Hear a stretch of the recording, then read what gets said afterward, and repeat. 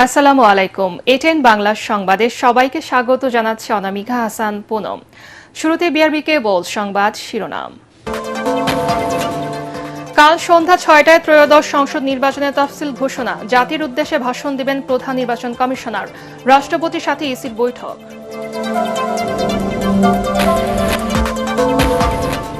পদত্যাগ করেছেন অন্তর্বর্তী সরকারের দুই উপদেষ্টা আসিফ মাহমুদ ও মাহফুজ আলম। ঐতিহাসিক ভূমিকা রাখায় প্রধান উপদেষ্টার শুভকামনা।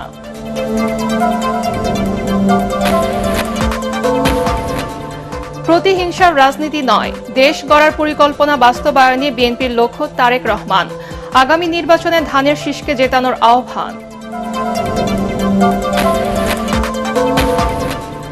১২৫ আসনে এনসিপির প্রাথমিক প্রার্থী ঘোষণা। ঢাকা ১১ নাহিদ, কুমিল্লা ৪ হাসনাত, পঞ্চগড় ১ সার্জিস আর রংপুর ৪ আক্তার। জুলাই আন্দোলনের সময় ইন্টারনেট বন্ধের মাস্টার মাইন্ড ছিলেন হাসিনা পুত্র সজীব ওয়াজেদ জয়, চিফ প্রসিকিউটর। বাংলাদেশি নাগরিকত্ব না থাকলেও তাকে বিচারে মুখোমুখি করা সম্ভব। এবং রাজধানীর মোহাম্মদপুরে মা মেয়ে হত্যার ঘটনায় অভিযুক্ত গৃহকর্মী আয়েশা ঝালকাঠি থেকে গ্রেফতার। স্বামী রাব্বি আটক, জিজ্ঞাসাবাদে জানা যাবে হত্যার রহস্য, বলছে পুলিশ। শুনছিলেন বিআরবি কেবল সংবাদ শিরোনাম, এবারে বিস্তারিত। কাল সন্ধ্যা ৬টায় ঘোষণা হবে জাতীয় নির্বাচন ও গণভোটের তফসিল। রাষ্ট্রপতি মোহাম্মদ শাহাবুদ্দিনের সঙ্গে নির্বাচন কমিশনের বৈঠক শেষে ব্রিফিংয়ে এই তথ্য জানান ইসি সচিব আক্তার আহমেদ। জানান, অবাধ ও সুষ্ঠু নির্বাচনের জন্য সর্বাত্মক সহযোগিতা আশ্বাস দিয়েছেন রাষ্ট্রপতি। বিস্তারিত জানাচ্ছেন ইয়াসিন রানা। রেওয়াজ অনুযায়ী জাতীয় নির্বাচনের তফসিল ঘোষণার আগে ভোটের সার্বিক প্রস্তুতি সম্পর্কে অবগত করতে রাষ্ট্রপতি মোহাম্মদ শাহাবুদ্দিনের সাথে সাক্ষাৎ করে নির্বাচন কমিশন।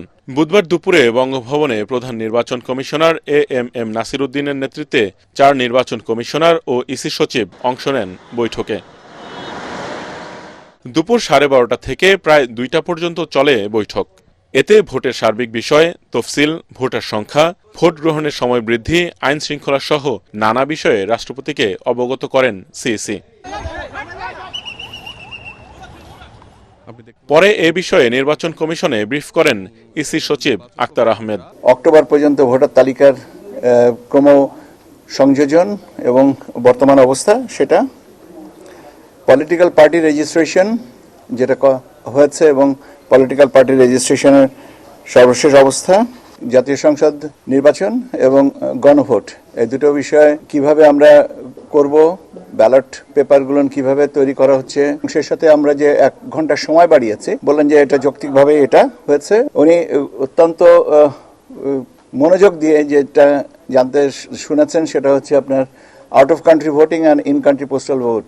নির্বাচন আয়োজনে রাষ্ট্রপতির সহযোগিতার আশ্বাসের কথা জানান তিনি। সার্বিকভাবে আমাদেরকে বলেছেন যে নির্বাচন কমিশন এগিয়ে যাচ্ছে এবং একটা ভালো, সুষ্ঠু এবং অর্থবহ নির্বাচনের জন্য যতটুকু সাহায্য, সহযোগিতা এবং সহানুভূতি ওনার দিক থেকে প্রয়োজন দেওয়ার সুযোগ আছে, উনি তার থেকে বেশি ছাড়া কম দেবেন না। তিনি জানান, জাতির উদ্দেশ্যে দেয়া ভাষণের মাধ্যমে ত্রয়োদশ জাতীয় সংসদ নির্বাচন ও গণভোটের তফসিল ঘোষণা করবেন প্রধান নির্বাচন কমিশনার এএমএম নাসির উদ্দিন। এরই মধ্যে তফসিল ঘোষণার ভাষণ রেকর্ড করা হয়েছে জানিয়ে আক্তার আহমেদ বলেন, বৃহস্পতিবার সন্ধ্যায় তফসিল ঘোষণা করা হবে। 11ই ডিসেম্বর সন্ধ্যা 6টার সময় তফসিল ঘোষণা করা হবে। মাননীয় প্রধান নির্বাচন কমিশনার উনি জাতির উদ্দেশ্যে ভাষণ দেবেন, এখানে তফসিল ঘোষণা করে দিবেন। আদালতের আদেশ পেলে বাগেরহাটে 4টি সংসদীয় আসন এবং গাজীপুরের 5টি আসন পুনর্বহাল করে গ্যাজেটের ব্যাপারে সিদ্ধান্ত নেবে নির্বাচন কমিশন। ইয়াসিন রানা, এটিএন বাংলা, ঢাকা। পদত্যাগ করেছেন উপদেষ্টা আসিফ মাহমুদ ও মাহফুজ আলম। প্রধান উপদেষ্টার কাছে পদত্যাগপত্র জমা দেন তারা, আনুষ্ঠানিকভাবে জানান প্রেস সচিব শফিকুল আলম। এর আগে সচিবালয়ের সংবাদ সম্মেলনে আগামী নির্বাচনে অংশ নেওয়ার কথা জানান আসিফ মাহমুদ, তবে কোন দল থেকে তা পরিষ্কার করেননি। দায়িত্ব পালনের সময় কোনো ধরনের অনিয়ম, দুর্নীতি করেননি বলেও দাবি করেন তিনি। রিপোর্টে জানাচ্ছেন মাহবুব কবির চপল। উপদেষ্টা রূপে যথাযথভাবে মাত্র ৩০ বছর বয়সের মধ্যেই মন্ত্রিত্বের স্বাদ পান মাহফুজ আলম ও আসিফ মাহমুদ। জুলাই আন্দোলনে মৃত্যুর হাত থেকে ফিরে দেশ পরিচালনার দায়িত্ব পান তারা। তবে অন্তর্বর্তী সরকারের ১৬ মাসের মধ্যেই তাদের যাত্রা শেষ হলো। বুধবার সন্ধ্যায় প্রধান উপদেষ্টার কাছে পদত্যাগপত্র জমা দেন এই দুই ছাত্র উপদেষ্টা। এই বয়সে গুরুত্বপূর্ণ দায়িত্ব পালন করায় তাদের ধন্যবাদ জানিয়ে ভবিষ্যৎ পথচলায় শুভকামনা জানান প্রধান উপদেষ্টা ডক্টর মোহাম্মদ ইউনূস। পরে সংবাদ সম্মেলনে এসব তথ্য জানান প্রেস সচিব। জুলাই গণঅভ্যুত্থানের সম্মুখ সারিতে থেকে নেতৃত্ব দেয়া এই দুই ছাত্রনেতার পদত্যাগপত্র গ্রহণের পর প্রধান উপদেষ্টা তাদের ভবিষ্যৎ জীবনের মঙ্গল কামনা করেন। তিনি বলেন, কোর্ট, অভ্যুত্থানের নেতৃত্ব দিয়ে তোমরা যেভাবে জাতিকে ফ্যাসিবাদী শাসন থেকে মুক্তির পথে অবদান রেখেছ তা জাতি মনে রাখবে। এর আগে সচিবালয়ে বিদায়ী সংবাদ সম্মেলনে উপদেষ্টা থাকার সময় বিভিন্ন অভিজ্ঞতার কথা তুলে ধরেন আসিফ মাহমুদ। অনেক ধরনের অভিজ্ঞতাই হয়েছে, অনেক কিছুই হয়তো বলা যায় না। মন্ত্রণালয়ের বিভিন্ন ফিরিস্তি দিলেও তার মেয়াদে দুর্নীতি অনিয়মের অভিযোগ চেপে যান আসিফ মাহমুদ। সাংবাদিকদের প্রশ্নে দাবি করেন অতিরঞ্জিত সংবাদ করা হয়েছে তার বিরুদ্ধে। আমার এই কনফিডেন্সটা ছিল যে আমি কাউকে এই ধরনের কোনো কিছু করার সুযোগ দেইনি এবং আমার টিমের কেউ এই ধরনের কোনো কিছুর সাথে জড়িত নয়। সে কারণে আমি নিজেই দুদকে যোগাযোগ করে তাদেরকে অনুরোধ করে এই বিষয়ে অধিকতর অনুসন্ধান করার জন্য। আমার নিজের এলাকায় কুমিল্লায় আমি একটা প্রজেক্ট নিয়েছি। সেই একটা প্রজেক্ট পাস হওয়ার আগ পর্যন্ত তো আপনি সেটা নিয়ে কভার করাটা কতটুকু, আমি নিজে সাংবাদিকতায় পড়াশোনা করে নিয়ে আপনারা হয়তো বেটার জানবেন। এই প্রজেক্টটা এখনো পাস হয়নি। আগামী নির্বাচনে অংশ নেয়ার কথা জানান আসিফ মাহমুদ। তবে কোন দলের হয়ে কোন এলাকায় নির্বাচন করবেন তা খোলাসা করেননি তিনি। আমি নির্বাচন করব, এটা স্পষ্টভাবেই বলা যায়, কিন্তু কোথায় করব, কোন দল থেকে করব সেটা পরবর্তী ডিসকাশন। ধোঁয়াশা রাখছি না এ বিষয়ে, আসলে সত্যিকার অর্থেই কোনো সিদ্ধান্ত হয়নি এখনো। অবশ্যই যারা গণঅভ্যুত্থানে আমার সহযোগিতা ছিলেন তারাই সেই দলটা করেছে। তবে আমি আরো অনেক আগেই বলেছি যে এটা ধরে নেওয়া ঠিক হবে না যে আমি সেই দলেই যুক্ত হব বা অংশগ্রহণ করব। তবে আশা করি আগামী কয়েকদিনের মধ্যে সবকিছু পরিষ্কার হয়ে যাবে। এদিকে তথ্য উপদেষ্টা মাহফুজ আলম এদিনও মন্ত্রণালয়ে আসেননি, কথা বলেননি। গণমাধ্যমের সাথেও শোনা যাচ্ছে তিনিও নির্বাচন করবেন। মাহফুজ আলম আর আসিফ মাহমুদ পদত্যাগ করবার পর উপদেষ্টা পরিষদে এখন 21 জন সদস্য রইলেন। যে 4টি মন্ত্রণালয় খালি হয়েছে সেখানে নতুন কাউকে নেয়ার সম্ভাবনা কম। পুরনোদের মধ্যেই দায়িত্ব বন্টন করা হবে বলে জানা গেছে। মাহবুব কবির, চপল, এটিএন বাংলা, সচিবালয়, ঢাকা। দেশকে রক্ষা করতে ধানের শীষকে জেতাতে হবে, এর বিকল্প নেই বলে দাবি করেছেন বিএনপির ভারপ্রাপ্ত চেয়ারম্যান তারেক রহমান। বিএনপির দেশ গড়ার পরিকল্পনার শীর্ষক কর্মশালায় তিনি বলেন, একমাত্র বিএনপি জনগণের সামনে দেশ গড়ার কর্মপরিকল্পনা তুলে ধরেছে। তা বাস্তবায়নে বিএনপি জনগণের সমর্থন চায়। কোনো প্রতিহিংসার রাজনীতি নয়, দেশ গড়ার পরিকল্পনা বাস্তবায়নই বিএনপির লক্ষ্য। কামরুজ্জামান রাজীবের রিপোর্ট। বিএনপির দেশ গড়ার পরিকল্পনা শীর্ষক কর্মশালার চতুর্থ দিনে সারা দেশের যুব ও কৃষক দলের নেতাকর্মীরা অংশ নেন। এতে স্বাস্থ্য, শিক্ষা, কৃষি, কর্মসংস্থান সহ 8টি খাতে বিএনপির কর্মপরিকল্পনা তুলে ধরা হয়। রাজধানীর কৃষিবিদ মিলনায়তনে কর্মশালার উদ্বোধন করে বিএনপির স্থায়ী কমিটির সদস্য মির্জা আব্বাস বলেন, সংস্কারের নামে একটি দল ক্ষমতায় যাওয়ার নিশ্চয়তা চাইছে। যারা সংস্কারের কথা বলেন ওনারা আসলে জানেন না কি সংস্কার করতে হবে। এমন একটা সংস্কার করতে হবে যে সংস্কারটা করলে তারা ক্ষমতায় যেতে পারবে। এতে ভার্চুয়ালি যুক্ত হয়ে তারেক রহমান বলেন, বিএনপি ভিন্ন মতের মানুষের অধিকার নিশ্চিত করবে, কারো মানবাধিকার যাতে লঙ্ঘিত না হয় তা নিশ্চিত করা হবে। সকল রাজনৈতিক ক্ষমতার অধিকারী হচ্ছে জনগণ। কাজেই আমরা আমাদেরটা বলবো, অন্যরা তাদেরটা বলবে। সিদ্ধান্ত নেবার মালিক বাংলাদেশের জনগণ। যে অবর্ণনীয় কষ্টের ভিতর দিয়ে, নির্যাতনের ভিতর দিয়ে, মানবাধিকার লঙ্ঘনের ভেতর দিয়ে সারা বাংলাদেশের বিএনপির নেতাকর্মীরা গিয়েছে, আমরা দেখতে চাই না আগামী দিনে এইরকম ঘটনা বাংলাদেশে ঘটুক। হতে পারে সে ভিন্ন মতের মানুষ। তারেক রহমান বলেন, মানুষ তর্ক বিতর্কের রাজনীতি পছন্দ করে না, রাজনৈতিক দলের পরিকল্পনা জানতে চায়। বিএনপি ছাড়া আর কেউ কর্ম পরিকল্পনা দেয়নি। কোন রাজনৈতিক দল আপনাকে কোনো প্ল্যান দিতে পারে নাই, দেশের মানুষকে কোনো প্ল্যান দিতে পারে নাই, পরিকল্পনা দিতে পারে নাই যে দেশকে আমরা কিভাবে সামনের দিকে এগিয়ে নিয়ে যাব। একমাত্র বিএনপি আপনার দল দিয়েছে। এই দেশ গড়ার পরিকল্পনা শুধু পরিকল্পনার মধ্যে রাখলে হবে না। বাংলাদেশে বহু প্ল্যানিং হয়েছে, কিন্তু প্ল্যানিংই রয়ে গেছে। আমরা আমাদের প্ল্যানিংকে বাস্তবায়ন করতে চাই। বিএনপির দেশ গড়ার পরিকল্পনা বাস্তবায়নে নির্বাচনে ধানের শীষকে জেতানোর আহ্বান জানান তারেক রহমান। ধানের শীষকে জিতানোর মাধ্যমে জনগণের যে পরিকল্পনা, জনগণের পক্ষের যে পরিকল্পনা, সেটিকে বাস্তবায়ন করতে হবে। এর কোনো বিকল্প নাই। ধানের শীষকে জেতানোর মাধ্যমে দেশকে রক্ষা করতে হবে। কামরুজ্জামান রাজীব, এটিএন বাংলা, ঢাকা। ত্রয়োদশ জাতীয় সংসদ নির্বাচনকে ঐতিহাসিক ও বিশ্ববাসীর কাছে অনুকরণীয় দৃষ্টান্ত হিসেবে প্রতিষ্ঠা করতে উপজেলা নির্বাহী অফিসারদের কাজ করার নির্দেশ দিয়েছেন প্রধান উপদেষ্টা ডক্টর মোহাম্মদ ইউনূস। রাষ্ট্রীয় অতিথি ভবন যমুনা থেকে সারা দেশের উপজেলা নির্বাহী অফিসারদের ইউএনও সাথে ভিডিও কনফারেন্সে তিনি কথা বলেন। এ সময় নির্বাচন প্রস্তুতি বিষয়ে উপজেলা নির্বাহী কর্মকর্তাদের দিক নির্দেশনা দেন প্রধান উপদেষ্টা। এই ঐতিহাসিক দায়িত্ব পালনের সুযোগ আমারও এসছে, তোমারও এসছে। আমরা একত্রে কাজ করলে সেই ঐতিহাসিক দিনটা শুধু আমার তোমার ঐতিহাসিক দিন হবে না, সারা জাতির ঐতিহাসিক দিনে পরিণত হবে। সবাই স্মরণ করবে ওরা যেই টিমটাই কাজটা করেছিল তারা অতি চমৎকারভাবে করেছে, এবং এমন ঐতিহাসিক স্মৃতি থাকবে যে এটার অনুকরণে করেও কেউ এর কাছাকাছি যেতে পারছে না। এটা শুধু আমাদের জাতির জন্য না, আন্তর্জাতিক পর্যবেক্ষক যারা আসবে তারা বলবে যে এটা তো অন্য কোনো দেশের হয়তো দেখিনি আমরা কোনোদিন। গত 3 বার যে নির্বাচন হয়েছে সেটাও নির্বাচন, সেখানে নির্বাচিত হয়ে লোক সংসদে গেছে, কিন্তু আজকেও আরো বহুদিন ধরে সারা জাতি স্মরণ করবে সেগুলো তামাশা হয়েছে, প্রহসন হয়েছে, নির্বাচন হয় নাই। প্রাথমিকভাবে 125 আসনে প্রার্থী তালিকা ঘোষণা করেছে জাতীয় নাগরিক পার্টি এনসিপি।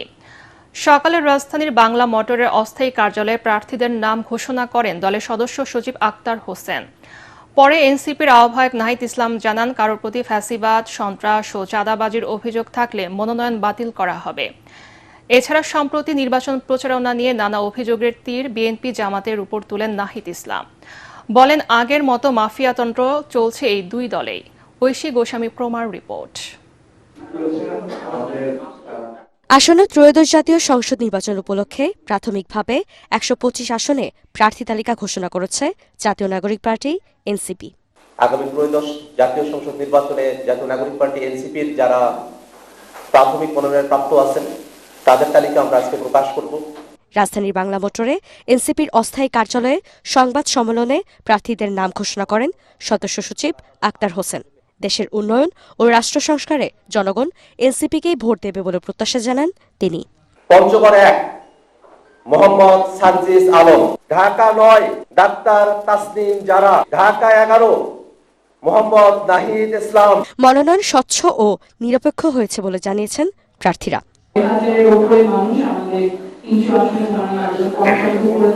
তফসিল ঘোষণার পরে নির্বাচনী যে নীতিমালা বিধি রয়েছে প্রত্যেকটি পুঙ্খানুপুঙ্খানুভাবে আপনাদের পালন করতে হবে।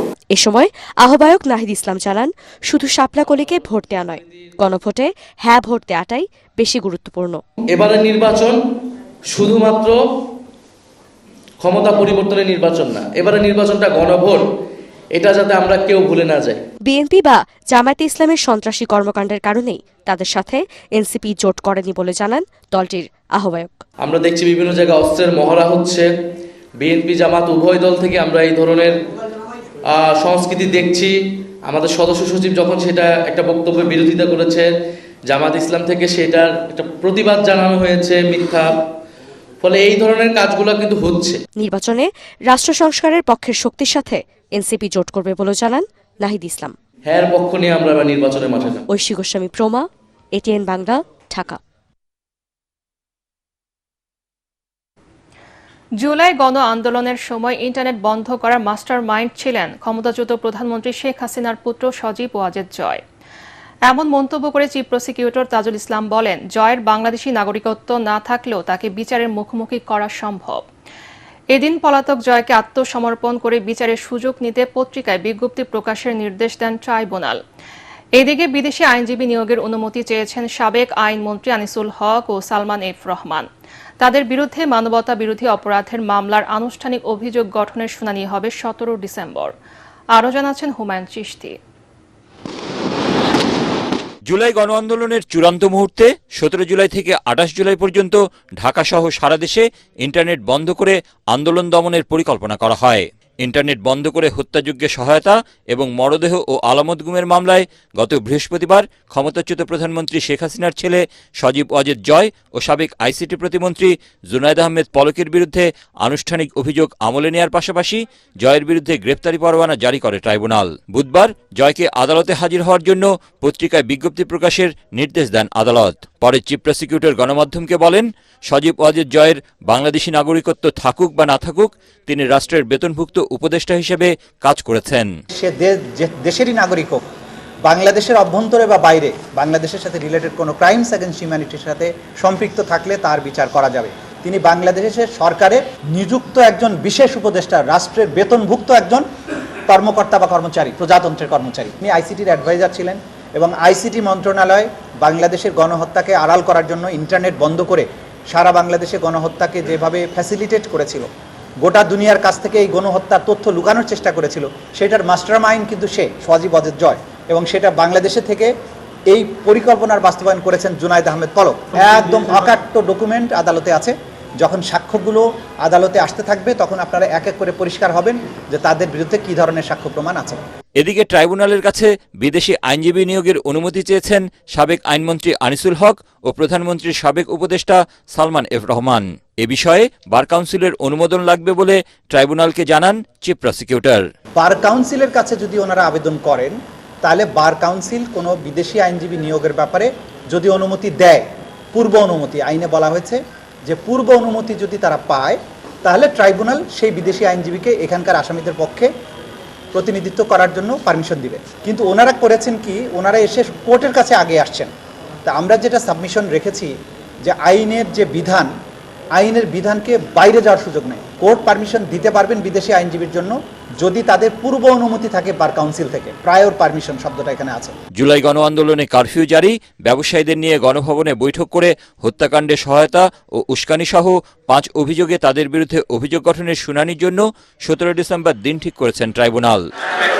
হুমায়ুন চিশতি, এটিএন বাংলা, ঢাকা। আসন্ন ত্রয়োদশ জাতীয় সংসদ নির্বাচনে বাগেরহাটে 4টি ও গাজীপুরে 5টি সংসদীয় আসনে নির্বাচন হবে।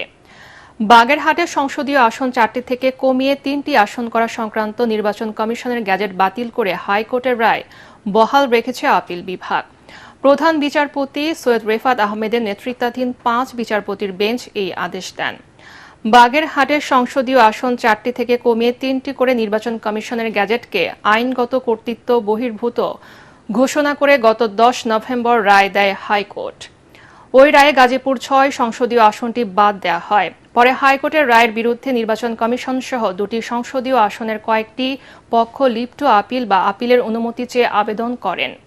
1972 থেকে 2024 সাল পর্যন্ত বাগেরহাটে 4টি সংসদীয় আসন ছিল। নির্বাচন কমিশন এই বছরের 4 সেপ্টেম্বর গ্যাজেটের মাধ্যমে একটি কমিয়ে 3টি সংসদীয় আসন করে। একই সাথে গাজীপুরে একটি আসন বাড়িয়ে 6টি করা হয়। বাগেরহাটের 4টি সংসদীয় আসন আজ থেকে এই মুহূর্ত থেকে পুনর্বহাল হলো। গাজীপুরে যে 5টি আসন ছিল সেই 5টি আসনে এবার নির্বাচন হবে। আজ 11:30 থেকে নির্বাচন কমিশনের হাতে সর্বোচ্চ সময় থাকবে আগামীকাল 11:30 পর্যন্ত। তার 1 মিনিট পরে গেলে নির্বাচন কমিশন কন্টেম্প্ট অফ কোর্টের মামলায় পড়তে পারে। সেটা আমি নির্বাচন কমিশনকে লিখিতভাবে জানাবো। আপনারা জানেন যে আপিল বিভাগের একটা আদেশ বা একটা রায় হওয়ার পরে রিভিউ করার একটা অপশন থাকে। আমি জানি না ওটা নির্বাচন কমিশনের পরবর্তী নির্দেশনার সাপেক্ষে রিভিউ ব্যবস্থা নেওয়া হবে। রাজধানীর মোহাম্মদপুরে মা মেয়েকে নৃশংসভাবে কুপিয়ে হত্যার ঘটনায় গৃহকর্মী আয়েশাকে ঝালকাঠি নলসিটি থেকে গ্রেফতার করেছে পুলিশ।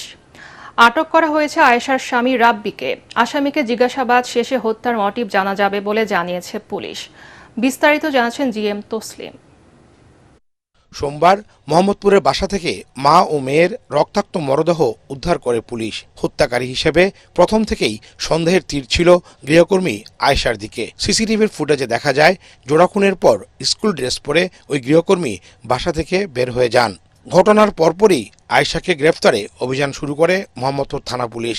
সিসি ফুটেজে তার চেহারা দেখা না যাওয়ায় সমস্যা পড়ে পুলিশ। তবে তার মুখে পোড়া দাগ আছে এমন তথ্যের ভিত্তিতে তদন্ত শুরু করে আইন শৃঙ্খলা বাহিনীর সদস্যরা। বুধবার আয়েশার দাদা শ্বশুরের বাড়ি ঝালকাঠির নলছিটি থেকে তাকে গ্রেফতার করে মোহাম্মদপুর থানা পুলিশ। খুনের পর আয়েশা তার স্বামী রাব্বিকে এই হত্যার বিষয়ে জানালে তারা ঢাকা থেকে পালিয়ে যান। আয়েশাকে পালাতে সহায়তা করে তার স্বামী রাব্বি। সুরতালে যেটা বলেছে যে শরীরে 30টা আঘাতের চিহ্ন ছিল মায়ের, আর মেয়ের গায়ে 6টা আঘাতের চিহ্ন ছিল, অর্থাৎ এটা একটা ব্রুটাল কিলিং, মানে খুব বিভৎস হত্যা। তো শুক্রিয়া ডিসি স্যারের নেতৃত্বে আমরা এটা উদ্ঘাটন করতে পেরেছি এবং আসামিকে আমাদের গ্রেফতার করে হেফাজতে নিয়েছি। জোড়াখুনের 6 মাস আগে মোহাম্মদপুরের বসিলায় একটি বাসায় চুরি করেছিল আয়েশা। সে সময় তার ব্যাপারে অভিযোগ করা হয়েছিল। সেই অভিযোগের সূত্র ধরে আয়েশার খোঁজ শুরু করে পুলিশ। তবে নৃশংস এ হত্যার কারণ সম্পর্কে পুলিশ এখনও কিছুই জানায়নি। জিজ্ঞাসাবাদে জানা যাবে জোড়াখুনের রহস্য, বলছে পুলিশ। এখন এইটুকু জানাচ্ছি যে গ্রেপ্তার করা হয়েছে, তাকে পুলিশি হেফাজতে নেওয়া হয়েছে। এ বিষয়ে বিস্তারিত জাতির সবার সামনে তুলে ধরবো, সবাইকে সাথে নিয়ে। এই কারণে এই মুহূর্তে আমরা আসলে কিছু বলতে পারতেছি না। মোহাম্মদপুরের শাহজাহান রোডের 14 তলা ভবনের 7ম তলায় লায়লা আফরোজ ও তার মেয়ে স্কুল পড়ুয়া নাফিজাকে ছুরিকাঘাতে হত্যা করা হয়। এই জোড়া খুনের ঘটনায় সোমবার রাতে নিহত লায়লা আফরোজের স্বামী আজিজুল ইসলাম মোহাম্মদপুর থানায় মামলা করেন। GM Taslim, ATN Bangla, Dhaka. গণ অভ্যুত্থানে ক্ষমতাচ্যুত সাবেক প্রধানমন্ত্রী শেখ হাসিনা ভারত ছেড়ে তৃতীয় কোনো দেশে আশ্রয় নিচ্ছেন বাংলাদেশ সরকারের কাছে এমন কোনো তথ্য নেই বলে জানিয়েছে পররাষ্ট্র উপদেষ্টা তৌহিদ হোসেন। পররাষ্ট্র মন্ত্রণালয়ের সাংবাদিকদের তিনি একথা জানিয়ে বলেন, আদালতে দণ্ডিত গণহত্যাকারী শেখ হাসিনাকে দেশে ফেরত আনতে চায় সরকার। জাতিসংঘের মানবাধিকার অফিস বললেও গোয়েন্দা সংস্থা DGFI বিলুপ্তির সুযোগ নেই এবং র্যাব অতীতের তুলনায় ভালো কাজ করছে বলে জানান পররাষ্ট্র উপদেষ্টা তৌহিদ হোসেন। এটাও তো আমার কিছু করার নেই, বাংলাদেশেও খুব বেশি কিছু করার নেই। আমরা তো চাই যে উনি ফেরত আসুক। না, ওরকম কিছু নেই, তবে শুনেছি আপনারা যেরকম শুনেছেন এরকম অনেক প্রতিষ্ঠানের মতো এই গত 15 বছর সেগুলোকে ধ্বংস করা হয়েছে। যে কাজগুলো র্যাবকে দিয়ে করানো হয়েছে এটা তো র্যাবের কাজ না, কিন্তু করানো হয়েছে। এখন আমরা চাই যে তারা যদি সঞ্চিত পর্যায়ে কাজ করতে থাকে যেটা দেশের স্বার্থে, তাহলে তো আমার প্রতিষ্ঠান নষ্ট করার কোনো প্রয়োজন নেই।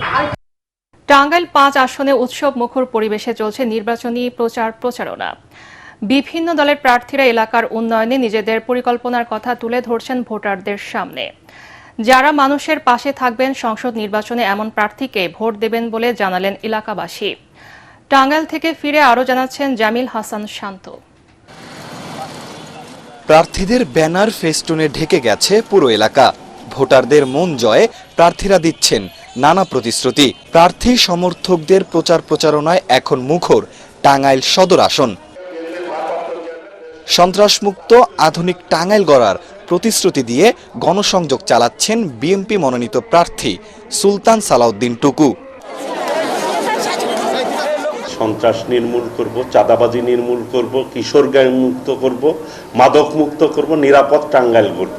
8টি সিট টাঙ্গাইল থেকে আমরা টাঙ্গাইলবাসী ধানের শীষের জন্য উপহার দিতে সক্ষম হব ইনশাআল্লাহ। জামাতে ইসলামী প্রার্থী আহসান হাবিব মাসুদ দিচ্ছেন এলাকার উন্নয়নের প্রতিশ্রুতি। শিশুদের পার্ক নাই, মানে বিনোদনের কোনো কিছু নাই। একটা ডিস্ট্রিক্ট শহরে কোনো অডিটোরিয়াম নাই সরকারি, কেমন একটা তথৈবচ অবস্থা। তো এইটাকে আমরা গোছালো করতে চাই। আর এনসিপি প্রার্থীর আশা নতুন বাংলাদেশ গড়ার লক্ষ্যে টাঙ্গাইলবাসী সমর্থন দেবেন তাকে। সাধারণ জনগণ চাচ্ছে যে পরিবর্তনে বাংলাদেশে এনসিপি ক্ষমতায় আসুক। গণসংযোগ করতেছি, উৎসাহের সাথে আমাদেরকে তারা অ্যাকসেপ্ট করতেছে, গ্রহণ করতেছে। অন্যদিকে এলাকাবাসী বলছেন যোগ্য প্রার্থীকেই বেছে নেবেন তারা। রাস্তাঘাট, তারপরে স্কুল কলেজ এগুলোর উন্নতি আমরা চাই। মাদক মুক্ত এবং সন্ত্রাস মুক্ত একটি সমাজ গড়বে এইরকম একজন নেতাকে আমরা এমপি হিসাবে দেখতে চাই। যাকে যোগ্য মনে করব তাকে আমরা ভোট দেব ইনশাআল্লাহ। আমার টাঙ্গাইলবাসীর যাতে উন্নয়ন হয়। একটি পৌরসভা ও 12টি ইউনিয়ন নিয়ে গঠিত টাঙ্গাইল সদর উপজেলায় মোট ভোটার 4,60,000। 716 জন। জামিল হাসান শান্ত, এটিএন বাংলা, টাঙ্গাইল। সালাম স্টিল ভোটের গাড়ি নিয়ে মানিকগঞ্জের দৌলতপুরে আছেন সহকর্মী মিজান শাহজাহান। তিনি জানাচ্ছেন সেখানকার প্রচারণার হালচাল। সালাম স্টিল ভোটের গাড়ি নিয়ে আমরা এখন আছি মানিকগঞ্জের দৌলতপুরে। 3টি উপজেলা দৌলতপুর, শিবালয় ও ঘিওর নিয়ে এই মানিকগঞ্জ 1 আসনটি গঠিত। এই আসনে বিএনপির মনোনয়ন পেয়েছেন দলটির কেন্দ্রীয় কার্যনির্বাহী কমিটির সদস্য এস এ জিন্না কবির। এখানে জামাতের প্রার্থী হিসাবে দাড়িপাল্লা প্রতীকে লড়াই করবেন ডাক্তার আবু বকর সিদ্দিক। ভোটাররা বলছেন এবার তারা প্রতীক দেখে প্রার্থী নির্বাচন করবেন না, তারা ভোট দেবেন যোগ্য প্রার্থীকে, যার মাধ্যমে এলাকার উন্নয়ন হবে, দেশের উন্নয়ন হবে, মানুষের জন্য কাজ হবে। এরকম প্রার্থীকে ভোট দেওয়ার জন্য তারা গভীর আগ্রহ নিয়ে অপেক্ষা করছেন। আপনাকে এবার জানিয়ে রাখি যে এবার যেহেতু একই দিন জাতীয় সংসদ নির্বাচন এবং গণভোট অনুষ্ঠিত হবে, সেক্ষেত্রে আমরা তৃণমূলের ভোটারদের সঙ্গে কথা বলে যেটি বুঝতে পেরেছি, গণভোট নিয়ে তাদের মধ্যে কিছুটা বিভ্রান্তি রয়েছে। তবে নির্বাচন সংশ্লিষ্ট কর্মকর্তা এবং প্রার্থীরা বলছেন তারা তাদের প্রতিনিধির মাধ্যমে গণভোট নিয়ে যে বিভ্রান্তি, বিশেষ করে চরাঞ্চলের নিম্ন আয়ের সাধারণ একটু কম শিক্ষিত ভোটারদের মধ্যে রয়েছে, সেটা দূর করার জন্য তারা আশা করছেন যে এসব বিভ্রান্তি দূর করে আগামী 2 মাস পরে যে নির্বাচনটি অনুষ্ঠিত হবে, সে নির্বাচনে দল মত নির্বিশেষে যোগ্য প্রার্থীকেই বেছে নেবেন মানিকগঞ্জ 1 আসনের এখানকার ভোটাররা। সালাম স্টিল ভোটের গাড়িতে এই হচ্ছে আমার কাছে এই মুহূর্তে সবশেষ খবর। পাবনা 1 আসনে এখনো বিএনপির মনোনয়ন ঘোষণা না হয় প্রচারণার মাঠে একচ্ছত্রভাবে প্রচারণা চালিয়ে যাচ্ছে জামাতে ইসলামী। প্রার্থীরা যাচ্ছেন ভোটারদের কাছে, করছেন সভা সমাবেশ। এতে কৃষি নির্ভর এই আসনটিতে নির্বাচনী উত্তাপ নেই বললেই চলে। এমন পরিস্থিতিতে হতাশ ও ক্ষুব্ধ বিএনপির স্থানীয় নেতাকর্মীরা।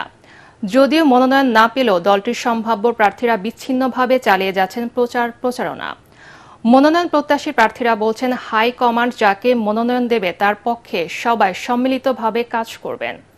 সালাম স্টিল ভোটের গাড়িতে পাবনা প্রতিনিধি মোবারক বিশ্বাসের পাঠানো রিপোর্ট জানাচ্ছেন জাহিদুল আলম।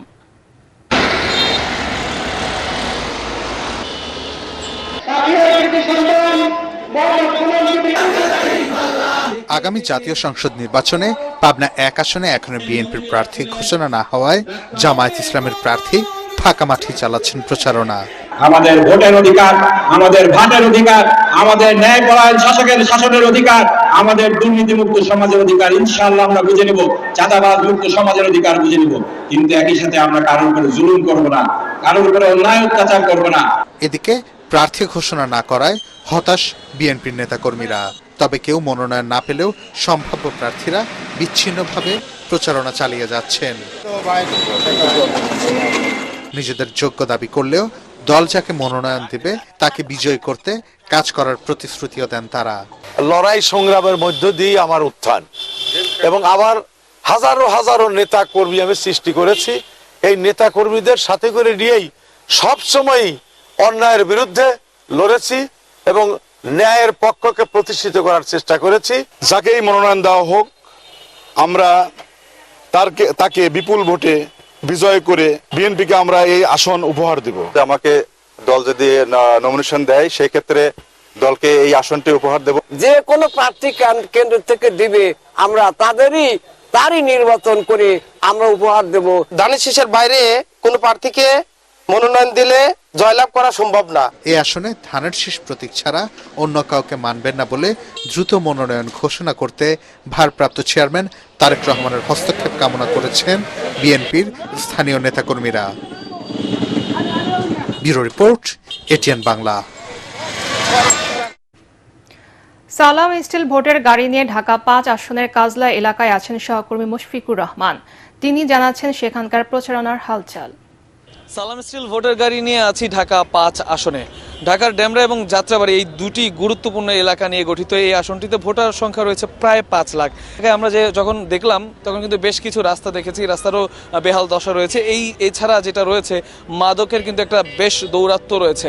তো এই এলাকার বাসিন্দা যারা আছেন তারা কিন্তু বারবারই বলছেন যে মাদক নির্মূল থেকে শুরু করে নাগরিক অধিকার প্রতিষ্ঠা করা থেকে শুরু করে যাবতীয় যে সমস্যা আছে এই এলাকার মানুষের, সেটা নিরসনে যারা কাজ করবেন তাদেরকেই আসলে প্রার্থী হিসেবে তারা বেছে নিতে চান। এবং তারা বলছেন আসলে এখানে দলের ব্যাপারটা যেটা আছে, বিভিন্ন দলের হয়ে কাজ করা, সেটার চাইতে তারা আসলে সুযোগ সুবিধা নিশ্চিত করতে তাদের যে সুখ দুঃখের যে কথা সেটা যারা শুনবেন তাদেরকেই তারা ভোট দিতে আগ্রহী, এবং ভোটারও আশা করছেন যে নতুন যারা নির্বাচিত জনপ্রতিনিধি হবেন এই এলাকার এলাকার উন্নয়নে কাজ করবেন। এই ছিল সালাম স্টিল ভোটার গাড়ি থেকে এখনকার মতো আমার কাছে সর্বশেষ। এবারে অর্থ সংবাদ।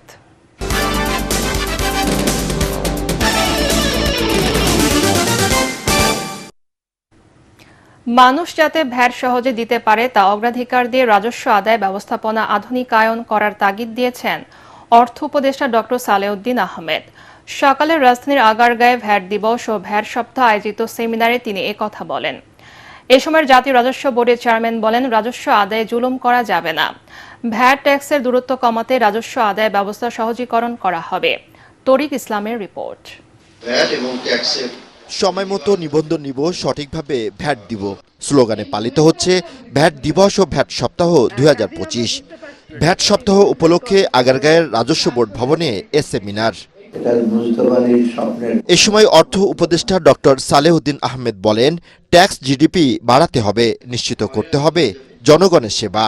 আমাদের রাজস্ব ব্যবস্থাপনাকে আরেকটু মডার্নাইজ করা, আরো আইটি ওরিয়েন্টেড করা, পিপুলস ফ্রেন্ডলি, ব্যবসায়ীদের ফ্রেন্ডলি করা, না হলে কিন্তু আমরা সামনে এগোতে পারবো না। আমাদের সম্পদের সীমাবদ্ধ থাকবে, ধার করে বা গ্র্যান্ট নিয়ে আমরা কিন্তু বেশি করে এগোতে পারবো না। আর জাতীয় রাজস্ব বোর্ডের চেয়ারম্যান বলেন, ভ্যাট আইনের দুর্বলতা কাটিয়ে বাড়াতে হবে ভ্যাট আদায়। এখনো আমাদের লোকজনকে কাস্টমস হাউসে কাগজপত্র নিয়ে দৌড়াদৌড়ি করতে হয়। যদি আমরা শুরু থেকেই মাইন্ডসেট থাকতো যে আমাদের পেপারলেস কাস্টমস করব, এতদিনে হয়ে যাওয়ার কথা, 32 বছর পরেও আমাদের কাস্টমস অ্যাডমিনিস্ট্রেশন পেপারলেস হয় নাই, এটা অ্যাকসেপ্টেবল না। এই জিনিসগুলোতে আমাদের হাত দিতে হবে, আদারওয়াইজ আমাদের যে ধরনের রেভিনিউ প্রয়োজন সেই রেভিনিউগুলো আমরা সঠিকভাবে আদায় করতে পারবো না। এই সময় কর ব্যবস্থা সংস্কার ও ভ্যাট আদায় পদ্ধতির আধুনিকায়নের গুরুত্ব তুলে ধরেন বক্তারা। Tarik Islam, ATN Bangla, Dhaka. Park Avenue Bangladesh football তারকা ও জাতীয় দলের অধিনায়ক জামাল ভুঁইয়াকে অফিসিয়াল ব্র্যান্ড অ্যাম্বাসেডর হিসেবে ঘোষণা করেছে। ঢাকায় অনুষ্ঠিত সাইনিং সেরেমনিতে উপস্থিত ছিলেন গোদরেজ কনজিউমার প্রোডাক্টস লিমিটেডের সার্ক হেড সমীর সূর্যবংশী। এছাড়া আরও উপস্থিত ছিলেন বাংলাদেশ ম্যানেজমেন্ট কমিটির সদস্যদের মধ্যে head of marketing Bhaskar Kumar De, head of sales Ritesh Barua, head of procurement and supply chain Gopal দ্বিবেদী এবং DGM human resources SAARC Shashank Panumbar. Park Avenue Godrej consumer products লিমিটেডের একটি রোমিং ব্র্যান্ড, যা আজকের আত্মবিশ্বাসী ও আধুনিক পুরুষদের জন্য প্রিমিয়াম বডি স্প্রে ও পারফিউম সহ ব্যক্তিগত সুগন্ধির জন্য বিশ্বব্যাপী পরিচিত। জামাল ভুঁইয়ার ক্যারিয়ার ও তার পরিচিতি পার্ক এভিনিউ ব্র্যান্ডের সঙ্গে মানানসই, যা আত্মবিশ্বাসকে প্রতিফলিত করে বলে মনে করেন কোম্পানির ঊর্ধ্বতনরা। এবারের সন্ধানী লাইফ ইন্স্যুরেন্স আন্তর্জাতিক সংবাদ।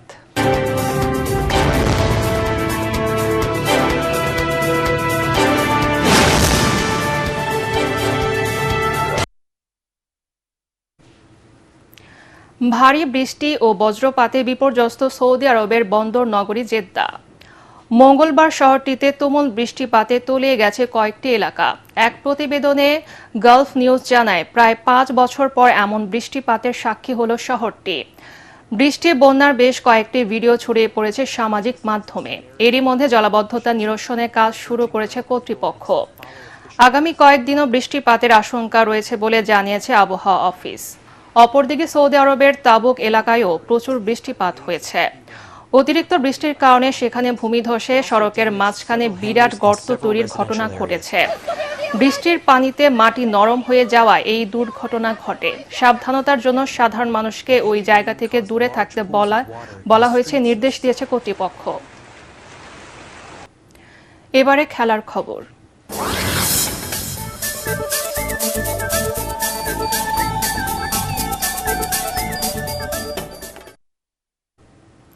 যুক্তরাষ্ট্রের মেজর লিগ সকারে টানা দ্বিতীয়বার সেরা খেলোয়াড়ের পুরস্কার জিতে নতুন ইতিহাস গড়লেন আর্জেন্টাইন মহাতারকা লিওনেল মেসি।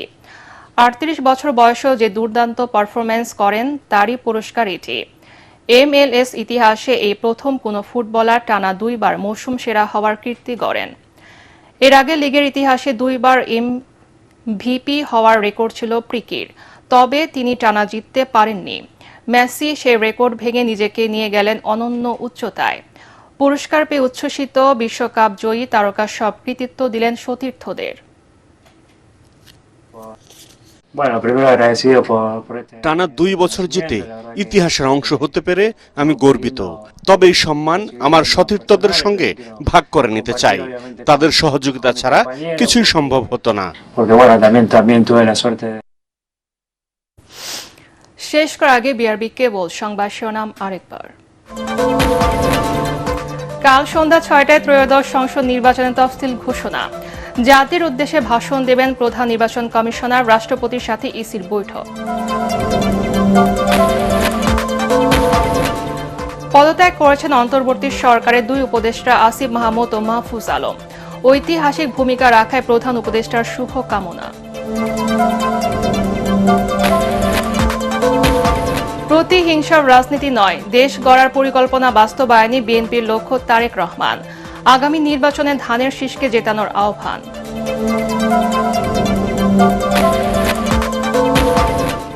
125 আসনে এনসিপির প্রাথমিক প্রার্থী ঘোষণা। ঢাকা 11, নাহিদ, কুমিল্লা 4, হাসনাত, পঞ্চগড় 1 সার্জিস আর রংপুর 4 আক্তার। জুলাই গণ আন্দোলনের সময় ইন্টারনেট বন্ধের মাস্টার মাইন্ড ছিলেন হাসিনা পুত্র Sajeeb Wazed Joy, prosecutor. Chief prosecutor Bangladeshi নাগরিকত্ব না থাকলেও তাকে বিচারের মুখোমুখি করা সম্ভব। এবং রাজধানীর মোহাম্মদপুরে মা মেয়ে হত্যার ঘটনায় অভিযুক্ত গৃহকর্মী আয়েশা ঝালকাঠি থেকে গ্রেফতার, স্বামী রাব্বি আটক। জিজ্ঞাসাবাদে জানা যাবে হত্যার রহস্য, বলছে পুলিশ। পরবর্তী সংবাদ দেখার আমন্ত্রণ জানিয়ে এখনকার মতো শেষ করছি। ATN বাংলার সংবাদ ইউটিউবে দেখতে ব্রাউজ করুন /ATN বাংলা নিউজ। ধন্যবাদ সবাইকে।